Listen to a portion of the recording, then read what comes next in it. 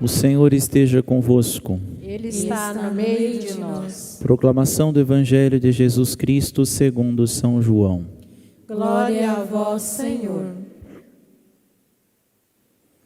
Depois de lavar os pés dos discípulos, Jesus lhes disse: em verdade vos digo, o servo não está acima do seu senhor, e o mensageiro não é maior que aquele que o enviou. Se sabeis isto e o puserdes em prática, sereis felizes. Eu não falo de vós todos. Eu conheço aqueles que escolhi, mas é preciso que se realize o que está nas Escrituras. Aquele que come o meu pão levantou contra mim o calcanhar. Desde agora vos digo isto antes de acontecer, a fim de que quando acontecer, creias que eu sou. Em verdade vos digo, quem recebe aquele que eu enviar, me recebe a mim. E quem me recebe, recebe aquele que me enviou. Palavra da salvação. Glória a vós, Senhor. Muito bem, irmãos e irmãs, estamos nesta sequência, na última segunda-feira, se não me falha a memória. Na semana passada nós encerrávamos o discurso do pão da vida. Depois nos últimos dias, segunda, terça e quarta, escutaríamos acerca do bom pastor. Mas na segunda, por ter caído o dia de São José Operário, e na quarta, por ter caído o dia de São Filipe e São Tiago, então a liturgia muda um pouco, Então hoje retomamos a liturgia do dia a dia, do Evangelho. E neste trecho que ouvimos, neste Evangelho, escutamos exatamente já depois da ceia, depois da instituição da Eucaristia, Jesus dizendo acerca do ministério sacerdotal, da instituição do sacerdócio. E aqui nesta ocasião que aqueles que deveriam ser enviados, serem os ministros do Senhor, deveriam fazer aquilo que Ele faz. E não há forma melhor de ensinar isso do que pelo exemplo, que é o que Jesus faz, Depois de ter lavado os pés dos discípulos, aí sim, Jesus ensina, Jesus mostra, Jesus diz para eles como deveria ser o serviço, como deveria ser o ministério daqueles que iriam desempenhar a vontade do Pai, que em Jesus Cristo nos alcança a libertação, nos alcança a salvação. E disso, portanto, os apóstolos ouviram e com o impulso do Espírito Santo começaram a colocar em prática. Então, depois da festa de Pentecostes, depois do dia de Pentecostes, com a vinda do Espírito sobre os apóstolos e a bem-aventurada Virgem Maria, acontece que eles são revestidos da coragem necessária para anunciar aquilo que eles receberam como mandato por Jesus Cristo. Aprenderam com Jesus através do exemplo, através da convivência, e depois, com o impulso do Espírito Santo, eles começam a ter a coragem para anunciar, para pregar aquilo que o Senhor está ensinando, através do exemplo e da palavra, por 3 anos, e aqui já nos últimos momentos, nas últimas horas de nosso Senhor Jesus Cristo, antes da sua morte. E aqui então, vemos estas realidades, mesmo sabendo que dentre aqueles haveria aquele que iria trair, às vezes nós nos questionamos, quando vimos algum ministro da parte do Senhor, seja bispo, padre, ou quem sabe um coordenador, um agente, uma pessoa influente na igreja, quando se torna e age na infidelidade e causa escândalo, estes não devem gerar em nós o voltar atrás. Porque, veja, desde o início sempre teve estas pessoas. E o próprio Senhor está dizendo, aquele que come o meu pão levantou contra mim o calcanhar. Ele tinha acabado de comungar, acabado de cear com Jesus. Tinha tomado do mesmo pão que ele, mas este levantou contra o próprio Senhor o seu calcanhar. Se revoltou, se rebelou, e portanto traiu nosso Senhor. Por isso, o próprio Jesus nos ensina a como também nos portar diante destas realidades, das traições, das situações difíceis que enfrentamos, seja nas nossas casas, seja também dentro da igreja, de modo especial, né? Saber que a quem pertence a igreja, quem conduz a igreja, não são estas pessoas, não são estes que de alguma forma caem, né? Não é a única árvore da floresta que cai, mas é o Cristo que faz com que toda uma floresta nasça, com que toda uma floresta cresça. E esta é uma situação bem interessante que nós ouvimos, né? Ninguém fala de uma floresta que cresce no silêncio, mas fala da única árvore que cai porque faz um barulhão, né? Porque demonstra grande barulho, demonstra grande movimento. E então, mas qual é o número maior, né? Aquela grande árvore, aquelas grandes árvores que estão crescendo no silêncio, né? E é isso que tem o impulso e o Espírito de Jesus Cristo. O silêncio da fidelidade, o silêncio do dia a dia, o silêncio da santidade no cotidiano, que é muito mais importante, que é muito maior, né? Que tem verdadeiramente da parte de nosso Senhor as realidades divinas. E não nos importarmos tanto assim, pelo contrário, rezarmos pela conversão daquelas árvores que caem, daqueles que nós conhecemos que porventura falharam, pecaram, abandonaram a fé e que, apesar da sua queda, podem ainda, quem sabe, né, germinar de alguma forma, podem ofertar de algum jeito, às vezes ainda através da sua vida, ser espremidos e ofertar para o Senhor ainda até o fim da sua vida alguma coisa, através da conversão sincera, do arrependimento e da busca pela misericórdia junto ao Senhor. Sabendo disso, é importante meditarmos um pouco mais acerca da primeira leitura que ouvimos hoje, retirada dos Atos dos Apóstolos. Nós escutamos durante estes dias todos, né, desde a primeira semana do tempo da Páscoa, o livro dos Atos dos Apóstolos, e vamos perdurar escutando até quase o fim do tempo pascal. E escutamos como que a igreja começou a agir logo após o impulso dado pelo Espírito Santo, né? A gente chama que o Espírito Santo às vezes é a ruá, né? A ventania, ou então a brisa suave. Às vezes nós retratamos o Espírito Santo como esta língua de fogo que desceu sobre os apóstolos, ou como a pomba, ou como a nuvem, né? Então o Espírito Santo sopra e se apresenta como quiser. Acontece que nesta ocasião é importante às vezes nós lembrarmos como que ele veio em Pentecostes. Nós insistimos às vezes de ver ver o Espírito Santo em Pentecostes como uma pomba, assim como ele veio no batismo de Jesus, o que não é verdade, né? Em Pentecostes o Espírito Santo veio como uma rajada de vento com fogo e que se repartia como línguas e depositava-se sobre a cabeça das pessoas, dos apóstolos e da bem-aventurada Virgem Maria. Foi assim que o Espírito Santo veio nesta ocasião. Por quê? Por qual motivo?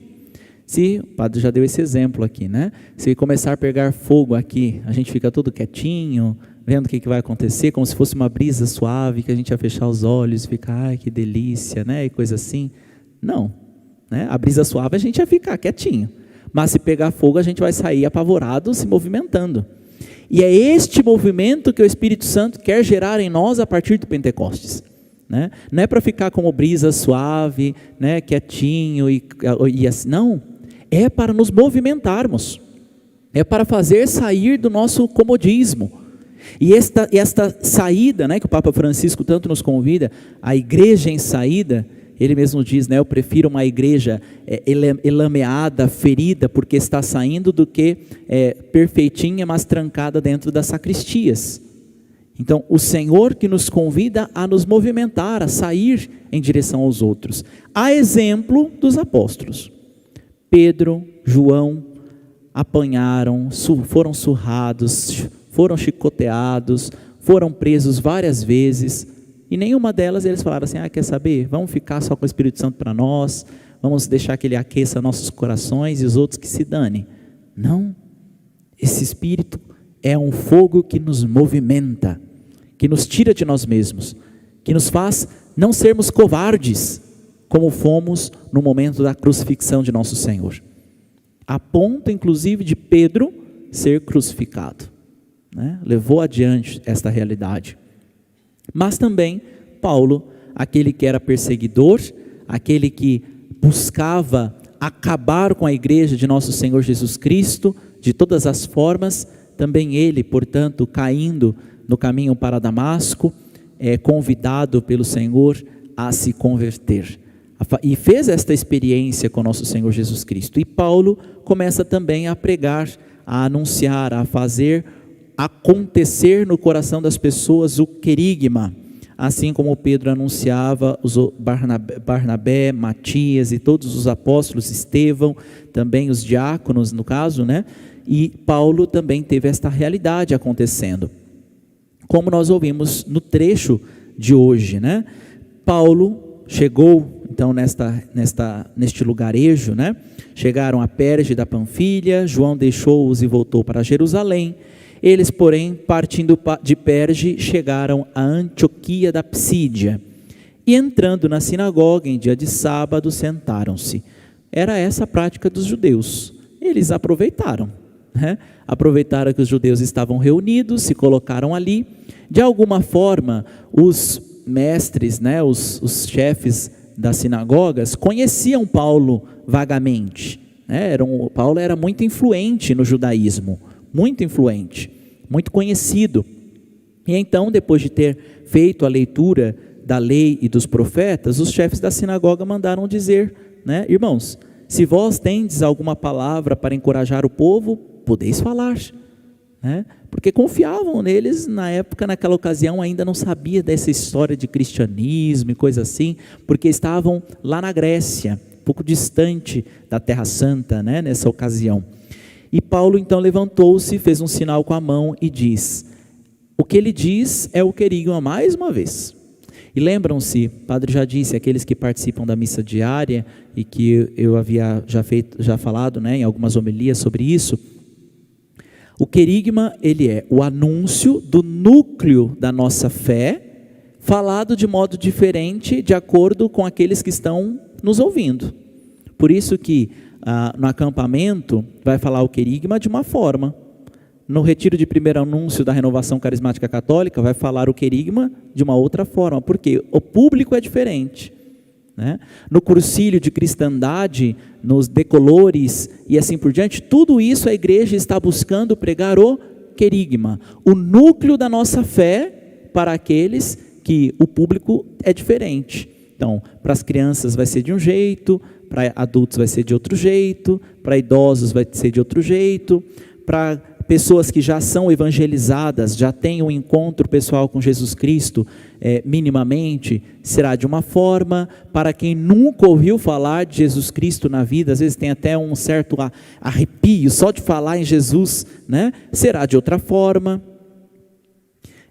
Nós uns 2 meses atrás, 1 mês atrás mais ou menos, nós, os padres novos, estávamos reunidos com o nosso bispo, e eles fazendo, né, a partilha de vida, coisa assim, e um deles dizendo, né, como que era difícil a gente evangelizar os nossos familiares, né? E aí eu lembrava da fala do padre José Augusto sobre isso. Ele falou assim, olha, se a gente está tentando evangelizar os nossos familiares, podemos desistir, né? Podemos esquecer em relação a isso, porque o profeta não é bem aceito na sua casa, na sua terra, né? Então o que a gente tem que fazer é rezar para que outra pessoa fale a mesma coisa que a gente fala, que a gente anuncia, para os nossos. Que outras pessoas se encontrem, se esbarrem com os nossos, né? Com aqueles que pertencem ao nosso núcleo. Ou seja, anunciar a mesma coisa, de outra forma, de outro jeito, com outra pessoa, porque quem sabe esta pessoa tem mais abertura, tem uma acolhida, repousa a palavra de Jesus de outra forma no coração daqueles que estão diante de nós. E aqui então, nesta realidade, Paulo está falando para judeus que viviam fora da Judeia, fora da região da Terra Santa. Então, veja, o que ele tem que fazer primeiramente? Lembrar o povo, lembrar como Deus foi fiel, lembrar como Deus é bom. Irmãos, se vós tendes alguma palavra, israelitas, e vós que temeis a Deus, escutai. O Deus deste povo de Israel escolheu os nossos antepassados e fez deles um grande povo, quando moravam como estrangeiros no Egito, e de lá os tirou com um braço poderoso. Durante mais ou menos 40 anos, cercou-os de cuidados no deserto, destruiu 7 nações na terra de Canaã e passou para eles a posse do seu território, por 450 anos aproximadamente. Depois disso, concedeu-lhes juízes até o profeta Samuel. Em seguida, eles pediram um rei, e Deus concedeu-lhes Saul, filho de Cis, da tribo de Benjamim, que reinou durante 40 anos. Em seguida, Deus fez surgir Davi como rei, e assim testemunhou a seu respeito: encontrei Davi, filho de Jessé, homem segundo o meu coração, que vai fazer em tudo a minha vontade. Conforme o Senhor prometeu, da descendência de Davi, Deus fez surgir para Israel um Salvador, que é Jesus. Então você percebe como eles eram judeus, israelitas, que seguiam, portanto, o ensinamento da lei, inclusive tinha acabado de escutar a lei e os profetas. Então Paulo se usou disso, se utilizou desta realidade para pregar o anúncio do Evangelho de Jesus Cristo. Para os pagãos que não tinham esta fé, que acreditavam em muitos deuses, inclusive tinham altares para todo tipo de deuses, Paulo viu um altar dedicado ao Deus desconhecido. E aí, quando chega nessa ocasião: senhores gregos, sei que vocês são extremamente religiosos, e eu quero falar deste Deus aqui, do Deus desconhecido. E aí vai falar para eles sobre Jesus Cristo a partir desta realidade. Então veja, Paulo está dizendo a mesma coisa, anunciando Jesus Cristo, de formas diferentes. Por isso que nós também precisamos permitir que o Espírito Santo nos mova, nos impulsione, nos encoraje, para nos conceder as possibilidades de anunciar o Evangelho de Jesus Cristo das formas diversas, para as pessoas diversas que se colocarem e que nós encontrarmos no caminho. E Paulo conclui este querigma, este anúncio: antes que ele chegasse, João pregou um batismo de conversão para todo o povo de Israel. Estando para terminar sua missão, João declarou: eu não sou aquele que pensais que eu seja. Eu não sou o Messias. Mas vede, depois de mim vem aquele do qual nem mereço desamarrar as sandálias. Então ele repete aquilo que João anunciou para outros que já seguiam de alguma forma esta conversão. Então veja, o querigma é pregado, o anúncio do núcleo da nossa fé é anunciado, é pregado de acordo com a realidade, de acordo com a situação. Isso não quer dizer que é para a gente adocicar o Evangelho, como muitos acham por aí. Mas a igreja tem que ser mais inclusiva. Ela nunca foi exclusiva, no sentido de excluir pessoas. Ela sempre foi incluída, sempre busca incluir pessoas na vida, no corpo místico de Cristo. Mas essas pessoas precisam abandonar o pecado. E isso vale também para nós. Se nós queremos ser enxertados na vida de Cristo, precisamos abandonar o pecado. Isso vale para qualquer pessoa. Isso vale para qualquer um. Por isso, a igreja não nos convida a julgarmos os outros. Isso é verdade. Às vezes nós vemos, a grande mídia, os jornais, usando a fala do Papa Francisco: quem sou eu para julgar? Nós realmente não somos colocados para julgar ninguém. Não cabe a mim julgar alguém. Cabe a mim ensinar e conduzir esta pessoa para abandonar o pecado, e ela não seja colocada debaixo do juízo pesado de nosso Senhor, mas um juízo misericordioso da parte de Deus. Então, não cabe a mim julgar, mas cabe a mim ensinar, conduzir, mostrar as verdades que nosso Senhor Jesus Cristo ensinou e deixou para que nós anunciássemos. Falar aquilo que Jesus falou, pensar como Ele pensou, viver como Ele viveu. Este é o nosso ensinamento. E esta deve ser a nossa pregação. O núcleo da nossa fé é, portanto, seguir Jesus Cristo. E seguir Jesus Cristo inclui necessariamente assumir a nossa cruz cada dia e nos colocarmos no caminho, abandonando, portanto, a mentira, porque Cristo é a verdade, e assim em busca da vida plena, da vida eterna que o Senhor vai depositando em nossos corações. Esta é o único necessário. Não adianta a gente pegar recortes do que fala Jesus, recortes do que fala o Papa Francisco, recortes do que falou todos os outros papas antes deste. Todos eles falam a mesma coisa: tomar a cruz necessariamente e seguir Jesus. Esta é a necessidade para sermos santos, esta é a necessidade para adentrarmos a vida eterna. Esta é a única coisa necessária para participarmos, portanto, da Jerusalém Celeste, para que assim o Senhor permaneça em nós e nós permaneçamos nele. Que a bem-aventurada Virgem Maria interceda por nós e nos alcance a graça da fidelidade e da perseverança final.